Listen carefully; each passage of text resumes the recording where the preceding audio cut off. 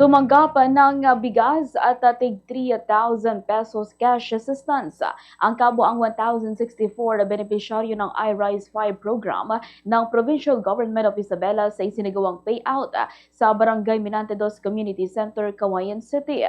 Ang mga benepisyaryo ay mula sa iba't ibang sektor ng informal workers tulad ng ambulant vendors, barbers, beauticians, butchers, carpenters, food vendors, junk collectors, trailers, o tailors, vulcanizers at iba pang maliliit na manggagawa na umaasa sa arawang kita. Ayon sa mga benepisyaryo, malaking tulong ang natanggap na ayuda bilang dagdag puhunan at pantusto sa pang-araw-araw na gastusin. Si Doliente Castañeda, isang taho vendor mula sa District 1 Cauayan City, ay nagsabing ang natanggap na tulong ay magsisilbing karagdagang puhunan sa kanyang pagtitinda at suporta sa kanilang araw-araw na pamumuhay. Ganito ang bahagi ng pahayag ng taho vendor na si Doliente Castañeda. Pag-ano na namin sa taho,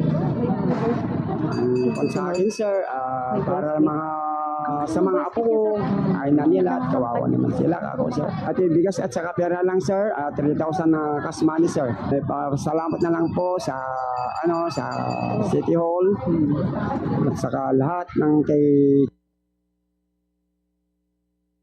Samantala, sinabi naman ni Dolores Soliman, isang vegetable vendor at balot vendor mula rin sa District 1, na malaking ginhawa ang natanggap niyang tulong lalo na sa kanyang kalagayan na bilang tagapag-alaga ng apo at may iniindang alteprasyon.